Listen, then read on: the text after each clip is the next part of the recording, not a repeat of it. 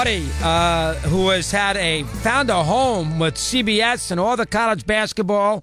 He does games on the radio, CBS Sports Day. He's got Duke, North Carolina tonight, so I get a chance to say hello to our good buddy, Steve Lappas. Coach, how are you, buddy? Okay? I'm doing great, dog. How's it going?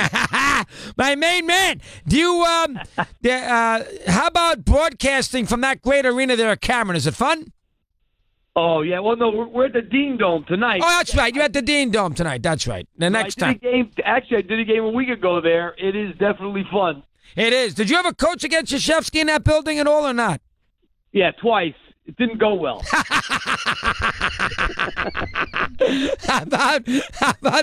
How about Dean Dome against either Roy or Dean? How about that? No, I played against Dean 3 times, won twice, but we only played him once down there. We played him once in the Maui Championship game, we won, and we played him once at Villanova, and then we played him down there once. I lost down there and won in Maui. And so you got a 2-1. You got a 2-1 record against Dean Smith? Yes. How about Knight? Did you ever coach against Knight? Players. Did you ever? Yeah, you did. How about Knight? Did you ever coach against Knight? Never one time against Knight. I'll tell you the story, too. We went down to play against Bob Knight when I was at UMass. It was the second round of the preseason NIT. Listen to this. We had all freshmen. And after about 10 minutes, it was so bad, I was telling my assistants, how about this? Let's not count how many points we have. Let's see how many passes we can make. Literally, wow. We were lucky to make a pass. Wow. So they were rushing and you got killed, I'm assuming, in a game, correct? Destroyed, yes. Let me tell you something. If there's one guy that you don't want to play with, like, inexperienced players, it's Bob Knight. That's a good point. He will kill you on that, carve you up. That's an excellent, excellent point. Now, how you doing overall? I haven't spoken to you in about 6-7 months. Things good? Everything is great, Chris. I mean, I can't complain. Everything at CBS has been terrific. I'm doing a few radio things here and there. I had the St. John's Villanova game last night on TV, which was great. Obviously, rough night for Villanova. But they let you back in the building there at Villanova at all or not? Oh yeah, I've done them a bunch of times. Absolutely. I'm kidding. I'm kidding. Huh? Man, how about this? They even put me in the Hall of Fame. Did they really? Yes, they did. Well, you know what? We've talked about this a million times. That was an impossible task following Massimino. I mean, that was. By the way, did you go to the Rowley funeral? Yes. Oh yeah, absolutely. Good boy. Good boy. And you know what? I tell you what, it was, and this is going to sound stupid. I don't mean it to sound like this. It was one of the most fun days I've had in my life. It was a day of storytelling. Everybody was there. Huge reception after the funeral. It's everything that he would have wanted, and it was an unbelievable send-off. I'll tell you that. Well, I mean, you had a tough time with him because he was annoyed that you took over. So and you had to take that job. So, and that was a tricky spot. I'm glad it ended well. So the two of you got along well at the end here. Is that the deal? Yeah. We were good for the last 4 years or so. So, yeah, we were fine for quite a while before he passed. Excellent job. All right, now, Mr. Lappas, who coached Manhattan, Villanova, does all the CBS stuff. All right, how many teams right this minute, 2/3, really 3/4 of the way through the regular season, a month away from Selection Sunday, how many teams right now, and I know it's parity and anybody can win, but how many teams right now in your eyes can win a championship? Wow, you know what? It's like I change every week on that. You know what I mean? I for the last couple of weeks, I was saying, man, maybe 4 or 5. Villanova and Purdue, and these teams, Duke. These teams are like that much better than everybody else. But I'm expanding to 10 or 12 now. It just looks like. I mean, when you see teams lose at home now, granted, Villanova losing at home last night's a little different because they're missing 2 guys. So I'm not ready to jump off the Villanova bandwagon yet. But for Purdue to lose at home last night. Auburn loses at home last night. And that's the thing that you never saw the great teams. You never saw them lose at home. They lose on the road every so often, certainly in conference, no doubt about it. But losing at home, it's back to where we've been for the last few years. There's a lot of people that can win it. I mean, here's a team we don't talk about that can win it, Cincinnati. We don't even talk about them that much, and they absolutely could win it. So there's a whole bunch of teams, I'd say 10, 12, that could win the whole thing. Wow. Now, it's weird. When you look at the top 25, Steve, there's a lot of teams there that this is new territory for them that I don't think the world knows that they're any good. Texas Tech, Auburn, to a certain degree, St. Mary's. I mean, crying out loud, Clemson's 19-4. Rhode Island is 19-3. I know they've been a good team, but Nevada is having a heck of a year. There's a lot of teams in the top 25, 4 or 5 at least, schools that have not necessarily been great basketball powers that are in the mix. What's your take on that for a sec? That's a great point. That you have all these teams, you know what I mean? You got a Texas Tech that's ranked as high as they are, 7. You know what I mean? But these are all, that just shows you where college basketball is. It's not even about whether, you're seeing, like, we know about Bagley, we know about DeAndre Ayton, but you know what? This year, it looks to me like it's going to be a team is going to win it again without having a one-and-done guy dominate the team. I don't think Duke's going to win it this year. And before the year started, I think everybody said, Duke's got the most talent. And I do believe they have the most talent, but they're freshmen.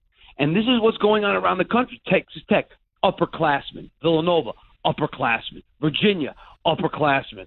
You go down Purdue, upperclassmen. It's not the one-and-dones. Yeah. The one-and-dones, you know what I mean? And think about it. We're probably 10 years into the one-and-done era. Only twice have the one-and-dones won it. When Anthony Davis and Kid Gilchrist won in Kentucky, and when Okafor and Winslow and Tyus Jones won it for Duke. That's it. Otherwise, it doesn't seem to be the way to win a title. Wow, fascinating. Well, they're always good, though. That's the one thing. They're in the mix. Yeah. Oh, no, man. Hey, how can you not be good with Marvin Bagley, Wendell Carter, and Gary Trent? You have to be good. And I'm not. And Coach K is obviously one of maybe the best coach of all time. I mean, by mistake, you have to be good when your team is that, when you got those kind of players. All right, who would you start? I know he thinks that Bagley is one of the most unique players he ever has coached. If you're an NBA team, would you start with the Arizona kid or Bagley with your number 1 pick? And you know what? I've seen both of them live a couple of times, and before I saw Bagley, I would have gone with Ayton, but now I go with Bagley. I think he's just – and you know what? In a lot of ways, I would hope somebody gets the first pick. I'll just take the guy that's left over, and I don't have a decision to make. I would take Bagley, but either one, you can't go wrong. Bagley's a little more mobile, able to put the ball on the floor a little bit more. He could probably be a 3-4 in the NBA, whereas Ayton not as mobile, but a tremendous power forward for the NBA. You can't go wrong with either one. I'd probably give a slight edge to Bagley. Can Virginia score enough in a big game? Good question. I'm not sure. I don't think so. And I think the biggest problem for Virginia is, and I think at some point to win the title, you're going to have to score 70 against somebody good. And especially the way the game is now, like 5 years ago, there were 40 teams that were scoring 75 points a game. Now there's like 160. So the game has evolved, even though Virginia has this style that they play. I think at some point they're going to have to score 70 against somebody good, and I don't know if they can. Tony Bennett is a tremendous coach. The defense is ridiculously good. I don't know if when they need to against somebody good, they're going to be able to put up enough points. No, they haven't been able to do it so far in Bennett's career as the Virginia coach, so we'll see. Clemson, I saw them a little bit against NC State. I like the coach there. They never, it's a tough place to coach, one of the hardest places in the ACC. It's a football factory. They're 19-4. How good are they?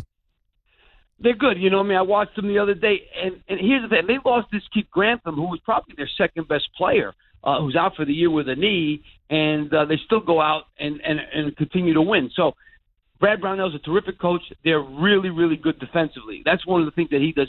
He's kind of like not quite Tony Bennett, but also probably a little looser on offense. And this team can score. They've got 3 tremendous three-point shooters. They got a shot blocker in the lane. That team is good.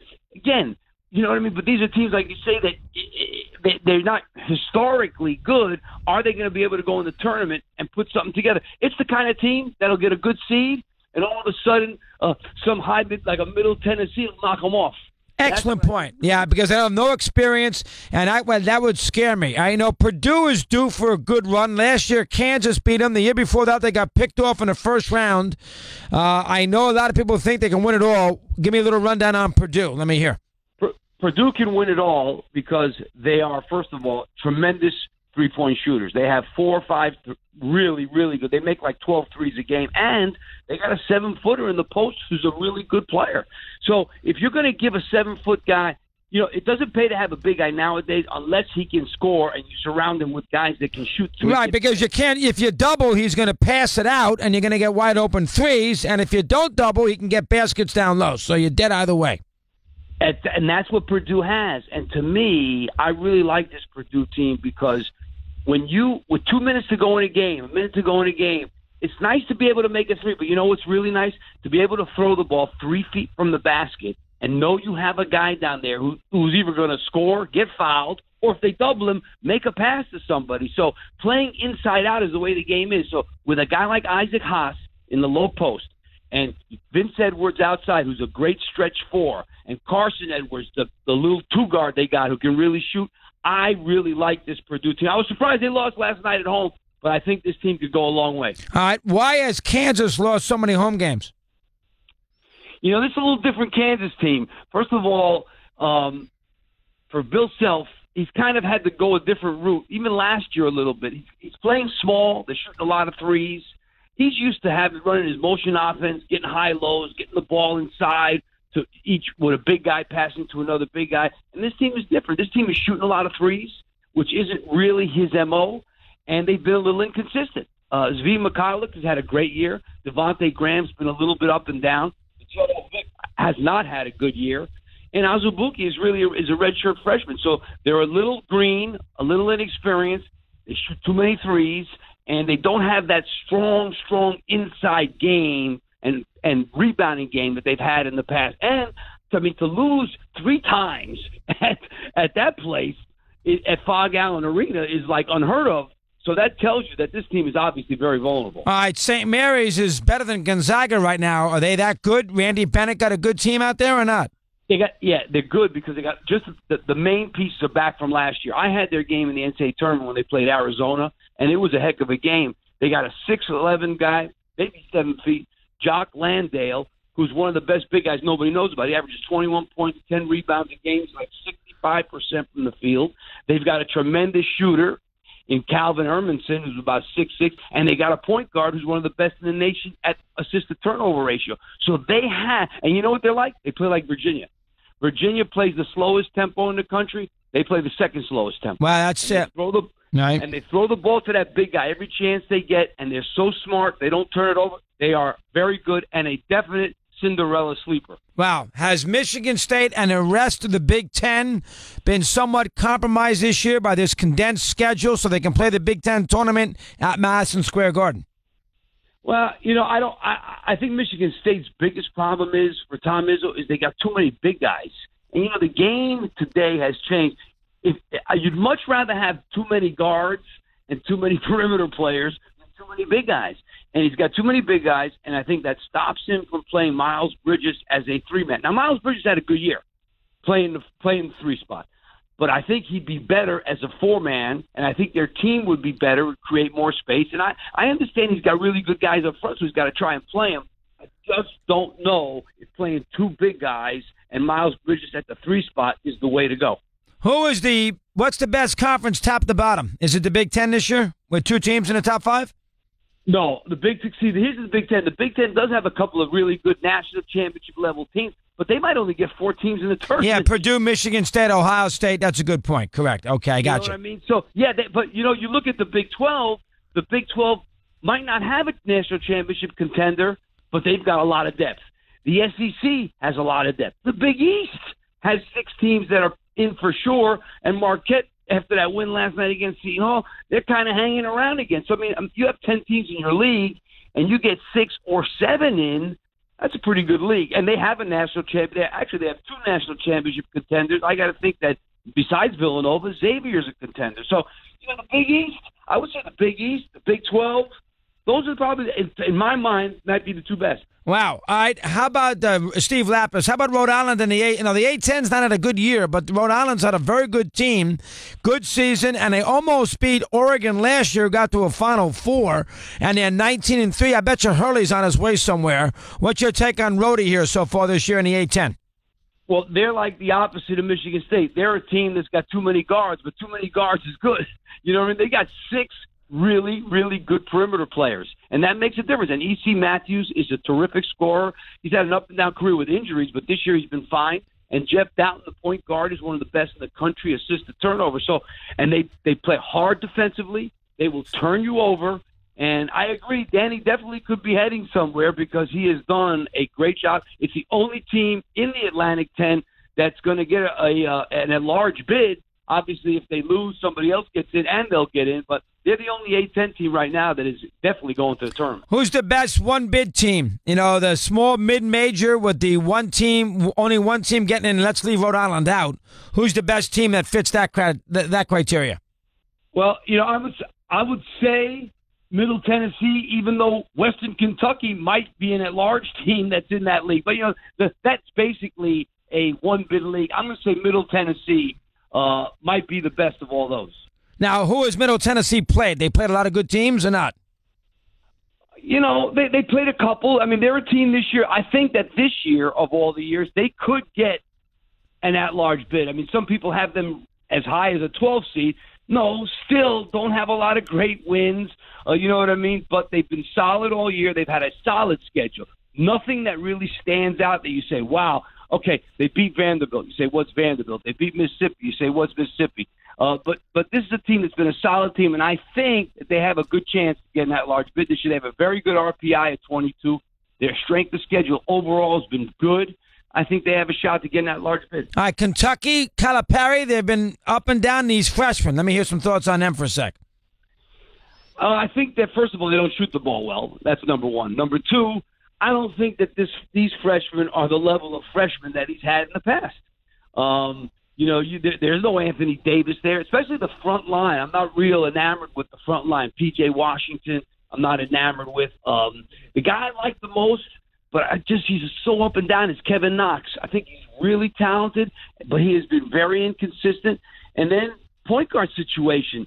You know, Quade Green was the point guard for most of the year. Now Gilgeous-Alexander is starting to step up a little, but I don't think he's had that elite, especially the elite point guard play that he's had in the past, and I think that's really hurting them. And they don't shoot the ball well.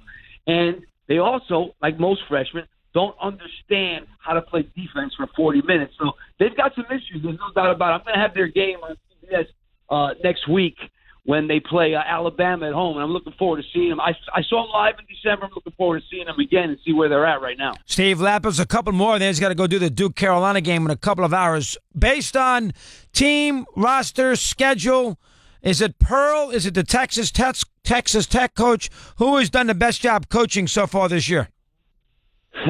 You know, I probably would have said Bruce Pearl. Yes, I mean, well, let's say this. Bruce Pearl, Matt Painter, Tony Bennett, Jay Wright, Chris Holtman at Ohio State. I mean, the job he's done at Ohio State, they might win the Big Ten. They were picked ninth in the preseason, and then they win the Big Ten. So I would say the coach of the year is going to come from that group, probably, depending on how everybody closes. Texas Tech, Chris Pierce, he's obviously done a great job also. If he goes out and wins the Big 12, which could happen, he's tied for the lead right now. So I think you've got like 6 or 7 guys who've done out. Rick Barnes. I think you've got like 6, 7, 8 guys that have done outstanding jobs. And the next month, I think, is going to tell who's going to end up getting that. All right. Last thing, Stevie, college arenas. Kansas, the Palestra, Indiana, Duke. Am I missing one that is a sneaky, great college campus kind of arena? You asking me? Well, the Pitt in Albuquerque is a great one, obviously. And Butler. I forgot about Butler. Butler's a great arena. Hinkle Fieldhouse. Yeah. You want to know which one I think is the best? Yeah, let me hear. I'm going to go with Fog Allen. I mean, let me say this, though. You can't go wrong in any of them. They're all great places. Cameron Indoor is you know, as hard a place to play as there is. There's something about Fog Allen. I never played a game there, but I've been there to broadcast many times. I'm going to say Fog Allen close over Cameron Indoor. And Hinkle's a great place, you know, no doubt with the history there. I'm going to say Fog Allen. All right, so I got the right ones, though, right? Butler. Yes. Those 5. Is there another one that deserves to be in? How about Williams Arena in Minnesota? Is the one that deserves to be in there besides those 5? Oh, they don't deserve to be in there. And let me say this about the Palestra. The Palestra is an unbelievably great place. The Palestra was always great because you had 2 teams playing in there in the Big 5 that were had half and half the building. So it was a very weird. It wasn't the home court of the Palestra as much as you had 4,500 fans of one Big Five team and 4,500 fans of the other Big Five team. And that's what made the Palestra the most dynamic, loud place there is. All these other places were home, and I'm going to say it's Penn's home court, but they don't really get 9,000 for an Ivy League game. So that's what it was about the Palestra. But, yeah, I think Fog Allen, I think you mentioned all the great ones. You know, you want to throw Rupp Arena in there because it's Kentucky? I don't know. But I would say Fog Allen. And the New Mexico one, the Pit's a great place in Albuquerque, huh? Yeah, oh, yeah. That's a big-time arena, no doubt about it. Absolutely. One of the best. All right, we will talk soon. You're going to get a first – we got to get you a regional. How can I do that for CBS? Well, I'm in the first and second round, so it's one step at a time. Enjoy the game tonight, Stevie. Always a pleasure, pal. Thanks very much for an update. Thanks, dog. Take care now. You too, Steve Lappas. We continue here on Mad Dog.